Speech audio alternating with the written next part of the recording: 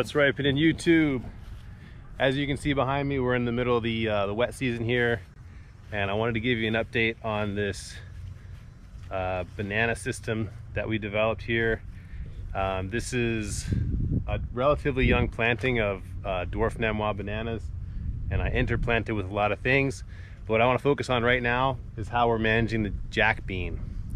So let's zoom in and see what it looks like. All right, so as you can see now, the Jackbean is up to almost shoulder high on me, and you can see it's really dominated this area.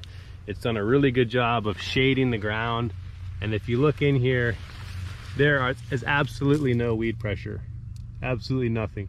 The only things that are growing in here are things that I planted, which is what I want as a selfish gardener. I want things that I want, and to exclude things that I don't want. So Jackbean is a really good element, and the strategy we're using here is to use it as an early fill. And then what's happening now is Mr. Josh Anderson over here is going through and pruning the Jackbean. And this stuff is pretty fleshy. You can see he's using a little rice knife there, and he's just cutting all the stems down about, you know, maybe a little less than knee high, about a foot high or so. You can see all the stems that are cut, and you can see where it's going to sprout. All these little nodes are going to blow out all kinds of new growth, and we're hoping to get a more bushy growth pattern as a reflush. But what's happening is he's bringing all the material down. He's just laying it on top of my mulch beds that we have here for now, and what you'll see is that we're exposing the rest of the consortium here. We've got pigeon peas that are coming up really nicely in here. What else do we have? Sugarcane has been kind of held back probably from the shade, so hopefully that'll start to pop up now. We've got some little moringa seedlings in here that have been shaded out. Sweet potato hasn't taken off yet because it's been shaded, and the malangas are going to start to poke through. The other thing we added in here was these sapodilla trees. I had them in the nursery and they needed to go somewhere, so we put them in. But what you'll see is that we're bringing sunlight back into this system just briefly. We're going to have a little pulse of activity going on, and these Jackbeans are going to re-canopy the lower strata here.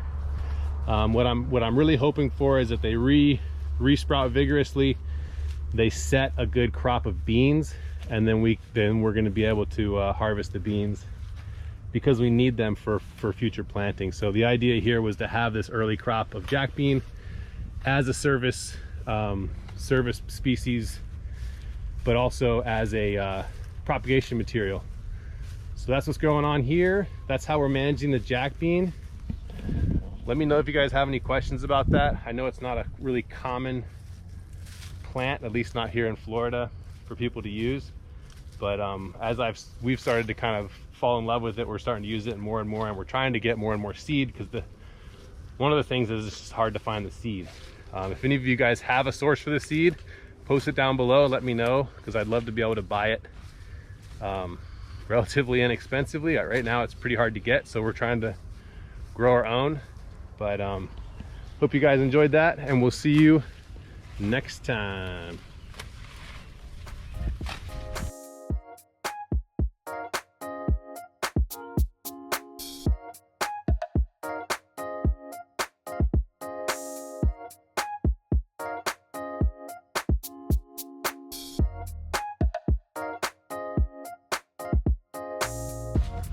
We got sapodillas.